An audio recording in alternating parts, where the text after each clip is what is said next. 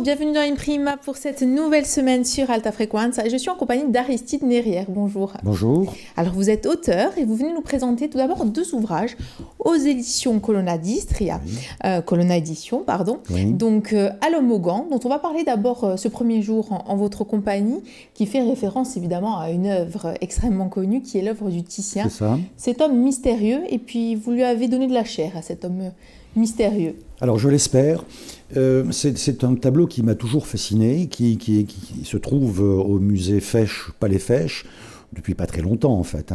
Il nous vient du Louvre. Il y a 2-3 exemplaires également qui évoquent l'homme au gant, toujours du même peintre.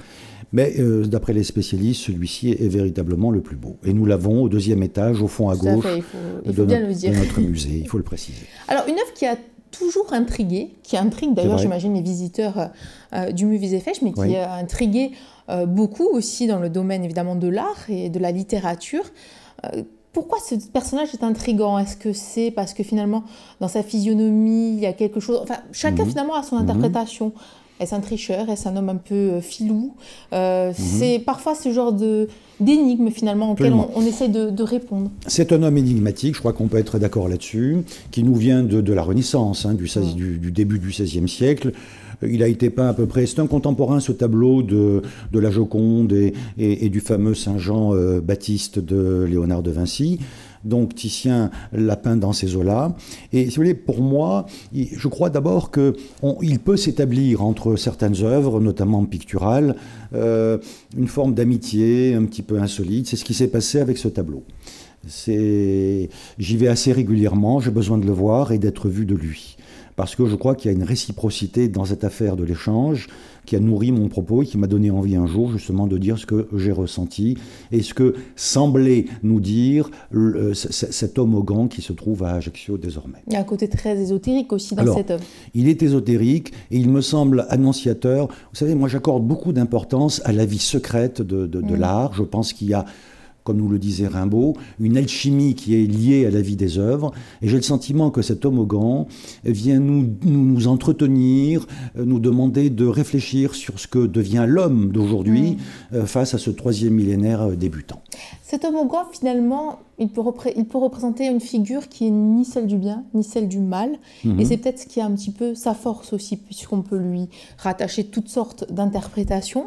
On peut y voir... finalement, la condition de l'homme. Voilà. J'ai l'impression, d'une manière très précise, que cette œuvre essaye de nous sensibiliser sur le fait que nous ne sommes pas confrontés à une crise de civilisation, comme le pensait Malraux, mais très probablement à ce que j'ai la modestie d'appeler une rupture anthropologique. La vraie question, c'est quelle heure est-il pour l'homme et la Terre en ce moment?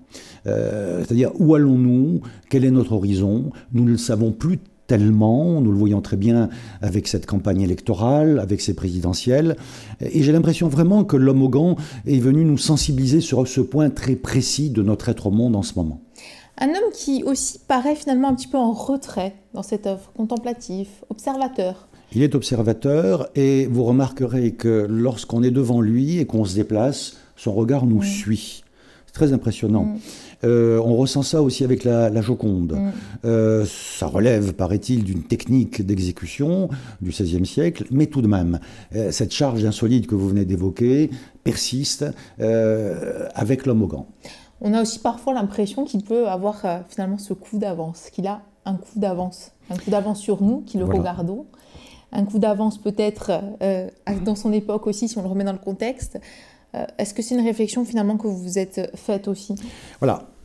Je le vois comme quelqu'un qui est annonciateur, qui est doté d'un certain nombre de convictions mystérieuses, et il est là justement pour essayer de nous les transmettre, à nous de décoder ce message lié à ce tableau. Ce tableau est vraiment chargé. Il est symboliquement chargé. Ça n'est pas, on ne peut pas le réduire à un simple portrait du XVIe siècle. Et à chacun, évidemment, suivant sa sensibilité, selon sa sensibilité, de l'appréhender. Mais j'ai l'impression que la ligne de force de ce tableau, eh bien, elle se veut annonciatrice. J'ai l'impression qu'elle nous dit, attention, vous êtes arrivé à une croisée des chemins, hommes d'aujourd'hui, essayez de réinventer votre avenir, faites en sorte que votre futur soit encore doté d'un certain avenir. Voilà. Merci beaucoup Aristide Nerrière. On se retrouve demain. On va continuer à parler évidemment de ses ouvrages. D'abord ses ouvrages aux éditions Colonne. Oui. Et puis également un ouvrage dont on va parler en fin de semaine, La Corse, un temple à ciel ouvert aux éditions d'Herviers en votre compagnie. Rendez-vous pris. Je vous remercie. À demain. Au revoir. Bonjour, bienvenue dans Imprima. Nous sommes mercredi et nous sommes en compagnie d'Aristide Nerrière. Bonjour. Bonjour. Vous êtes écrivain, vous êtes poète et vous venez nous parler de ces ouvrages. Donc nous avons parlé hier de À l'homme aux gants, qui fait référence à cette œuvre du Titien située aujourd'hui au Palais Fèche, à Ajaccio, en tout cas que l'on peut admirer au 2e étage comme on l'a souligné hier. Et cet autre ouvrage, un ouvrage hommage aux éditions Colonna Éditions, un ouvrage hommage au poète Jean-Charles Barguès, Il.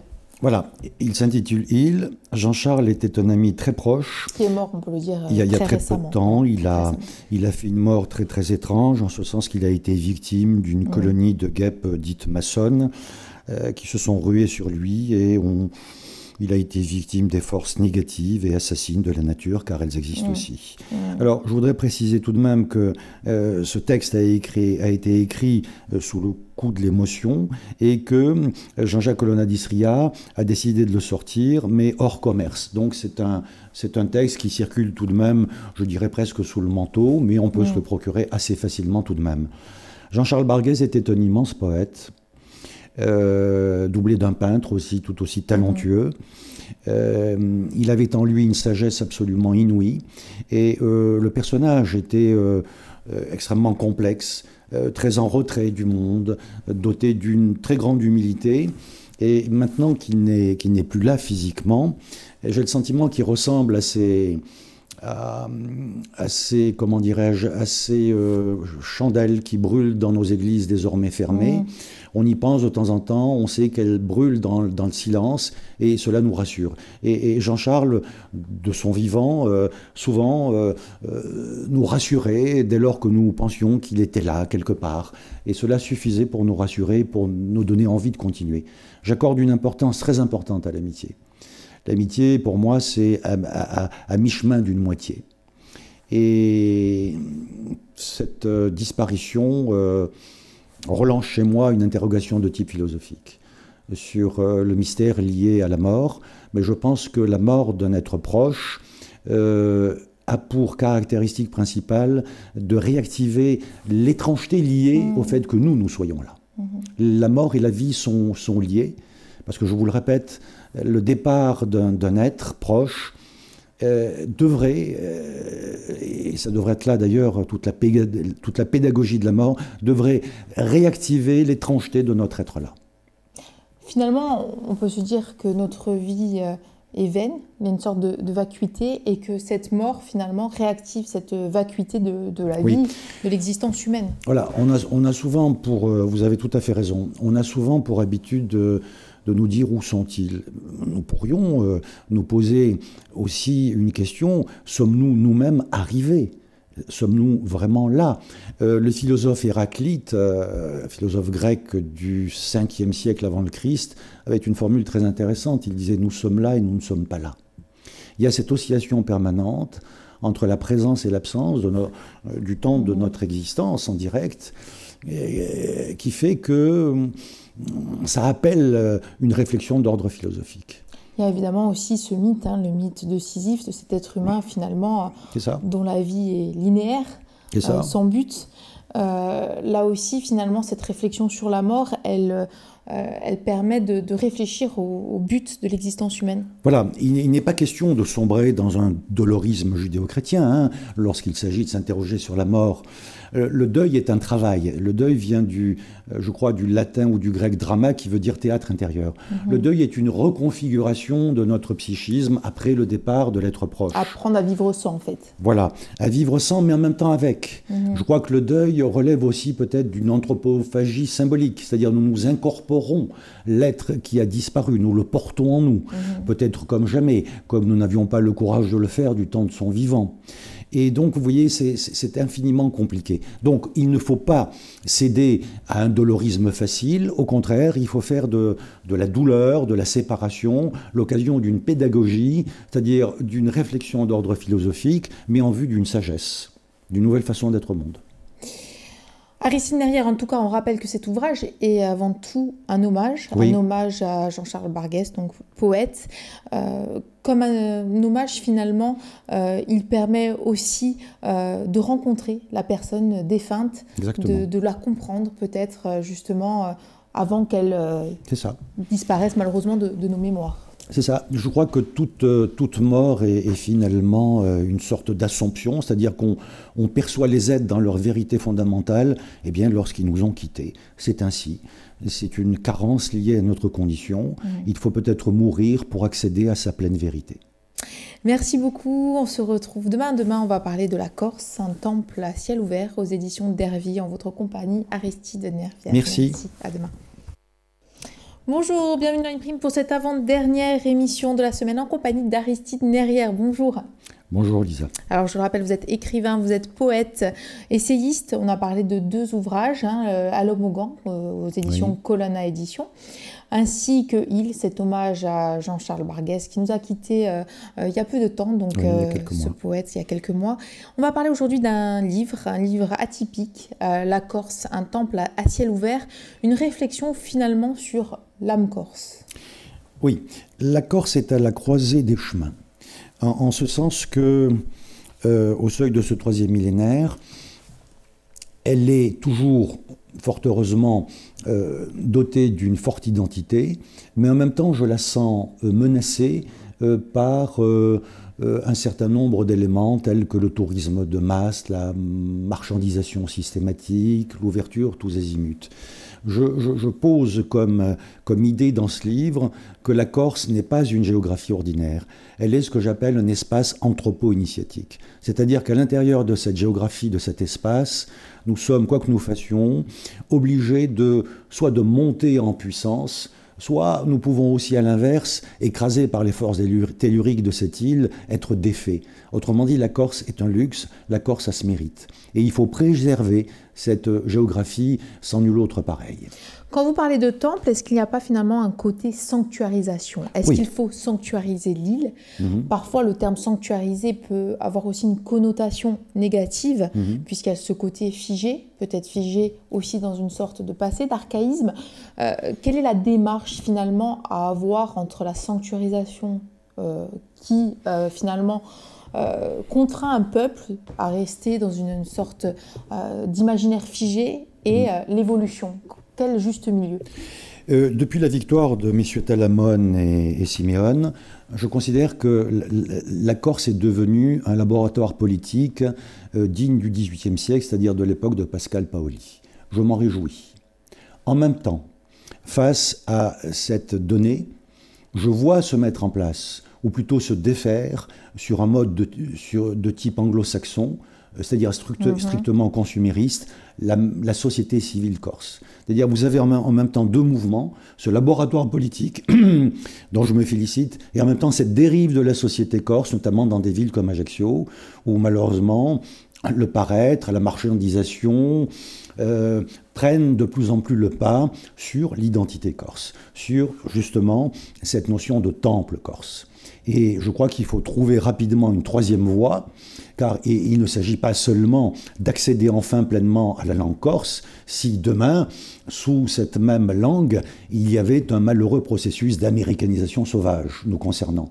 Donc il faut trouver rapidement, et les politiques doivent s'y astreindre, une 3e voie qui soit à la fois soucieuse de préserver cette identité historique, linguistique, sociologique et autres, et en même temps une ouverture au monde. L'identité, est-ce que c'est quelque chose de figé ou quelque chose qui peut évoluer? L'identité, on le sait, c'est quelque chose finalement qu'il est difficile de définir, d'arrêter à un instant T.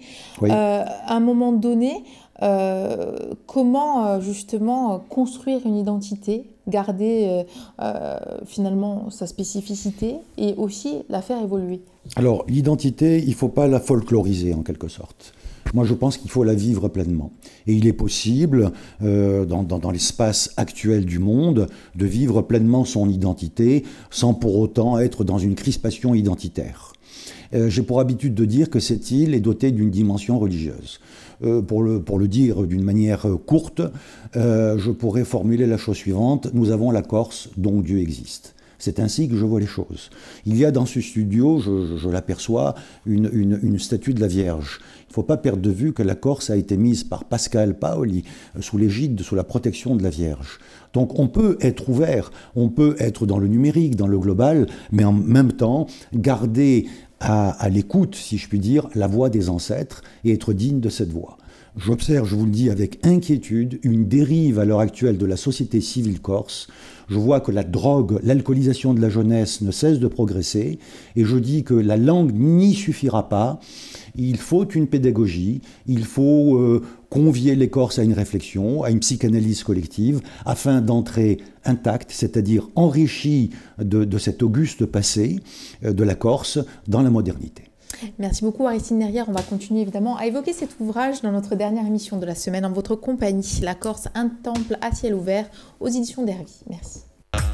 Bonjour, bienvenue dans Imprime pour cette dernière émission de la semaine en compagnie d'Aristide Nerrière. Bonjour.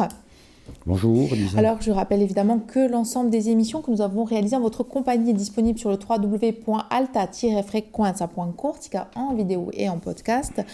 On a évoqué une facette de votre personnalité en début de semaine, cette facette à la fois d'essayiste et de poète, avec cet ouvrage « À l'homme au gant » aux éditions Colonne. On va parler de cette œuvre du Titien, l'homme au gant, que l'on trouve actuellement au musée Fesch d'Ajaccio. Et puis on a parlé de cet hommage poétique au poète Jean-Charles Barguès. Jean-Charles Barguès, oui. Il a tout de suite évidemment encore aux éditions Colonne. Et on a conclu cette semaine avec cet ouvrage, là en votre qualité d'essayiste, La Corse, un temple à ciel ouvert. On a parlé d'identité et de sanctuarisation. Il y a une image forte aussi finalement dans cet ouvrage, c'est que la Corse serait une sorte d'Antigone méditerranéenne, en tout cas en Méditerranée.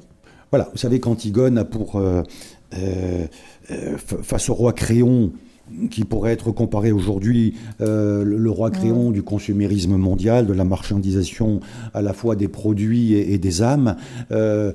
Donc face à ce roi Créon-là, Antigone dit non. C'est un luxe absolu que de pouvoir dire non. Et ce qui caractérise, me semble-t-il, l'histoire de la Corse, c'est cette capacité, par moment, de dire non.